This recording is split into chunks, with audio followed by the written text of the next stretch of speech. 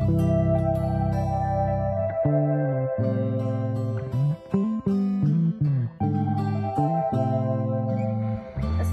আলাইকুম, welcome back to my channel Shyamli's cook. আমি আজ ফিরে আসলাম বন্ধুরা পাতলা খিচুড়ি নিয়ে। মাংসের সাথে খেতে পাতলা খিচুড়ি খুবই সুস্বাদু, তাই আজ পাতলা খিচুড়ি রান্না করব, মাংসের সাথে খাবো, আপনারাও খাবেন। দিয়ে দিচ্ছি 500 গ্রাম ভাতের চাল, ধুয়ে নিয়েছি আমি আগে থেকেই, দেখতেই পাচ্ছেন। এখানে 500 গ্রাম ভাতের চাল, আমার ঘরে এটা ছিল মিনিকেট চাল, এটা সবার ঘরেই থাকে, আপনারাও ভাতের চাল দিয়ে দিবেন 500 গ্রাম। দিয়ে দিচ্ছি বুটের ডাল 200 গ্রাম, দিয়ে দিচ্ছি মুগ ডাল 200 গ্রাম, আগে থেকে ধুয়ে নিয়েছি এবং ডালটা ভেজে নিয়েছিলাম। দিয়ে দিচ্ছি 200 গ্রাম খেসারি ডাল, মুসুর ডাল,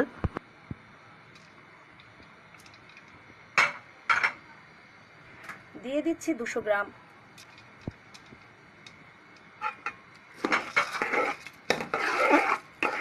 এখন এখানে দিয়ে দিব বন্ধুরা 4 লিটার পানি।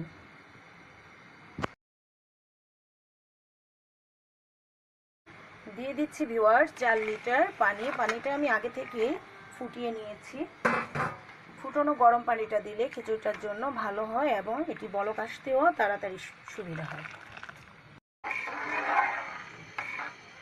পানি দিয়ে দিয়েছি, তারপরে দিয়ে দিচ্ছি এখানে কিছুটা লবণ। লবণ আবার পরে প্রয়োজন হলে দিব। তারপরে দিয়ে দিচ্ছি 2 টেবিল চামচ হলুদের গুঁড়া, দিয়ে দিচ্ছি 2 টেবিল চামচ মরিচের গুঁড়া, তারপরে দিয়ে দিচ্ছি 1 চা চামচ ধনিয়া গুঁড়া, 1 চা চামচ এলাচ গুঁড়া, তারপর দিয়ে দিচ্ছি ভিউয়ার্স আদা রসুন বাটা একসাথে 2 টেবিল চামচ, তারপর দিয়ে দিচ্ছি ভিউয়ার্স কুচি করে রাখা 6টি পেঁয়াজ। এটাকে এখন আমি নেড়ে একাকার করে মিশিয়ে দিচ্ছি, তারপরে রেখে দেব।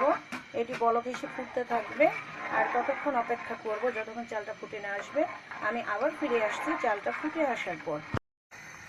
ভিউয়ার্স দেখতেই পাচ্ছেন খিচুড়ি বলক এসে গেছে, আর এই বলক আসা খিচুড়িতে আমি দিয়ে দিব 2 টেবিল চামচ তেল দিয়ে দিলাম। এখন এটাকে নেড়ে দেব। নেড়ে দেওয়ার পরে এটিকে আমি মাঝারি আঁচে ঢেকে দেব। ঢেকে দিয়ে চালটাকে ফোটানোর জন্য অপেক্ষা করব। ভিউয়ার্স ফিরে আসলাম প্রায় 35 মিনিট পর। দেখুন ফুটে এসেছে আমাদের খিচুড়ি, ফুটে কি হয়েও গেছে। এখন এটিকে আমি আবার বাগারে দিব আর বাগারের প্রস্তুতি নিব। আর নেওয়ার ওই পর্যন্ত খিচুড়িটা কিন্তু নিচ থেকে নাড়া দিতে হবে যাতে লেগে না যায়, কারণ খিচুড়ি যখন ঘন হয়ে আসে তখন কিন্তু লেগে যায় এবং সে লেগে যাওয়ার পোড়া পোড়া পোড়া গন্ধ হয়ে যায়। তাই এটাকে আমি লাগতে দিব না, এটাকে আমি পাশে নামিয়ে রেখে আমি এখন বাগার দিব। ভিউয়ার্স বসিয়ে নিয়েছি একটি ফ্রাই প্যান, আর ফ্রাই প্যানে দিয়ে দিয়েছি কিছু পরিমাণ তেল। সেই তেলে এখন দিয়ে দিব আমি রসুন কুচি। যেহেতু আমি খিচুড়িতে শাক বাটা দেব না, সেই জন্য আমি রসুন দিয়ে দিয়েছি এবং এখানে আমি দিয়ে দিচ্ছি 4টি তেজপাতা। এখন এটাকে আমি নেড়ে একটু ভাজা করে নিব।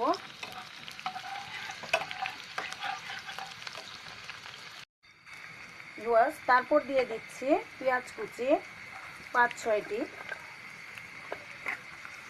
এবার এই পেঁয়াজ কুচিটাকে আমি একদম বাদামি করে নিব।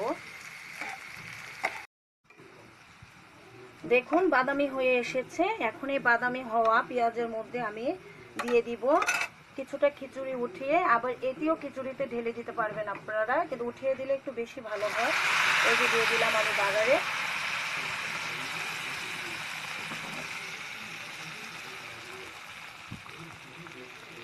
তারপর এটি আমি ঢেলে দিচ্ছি খিচুড়ির পাত্রে। এখন এটাকে আমি নেড়ে একসাথে মিশিয়ে দিব।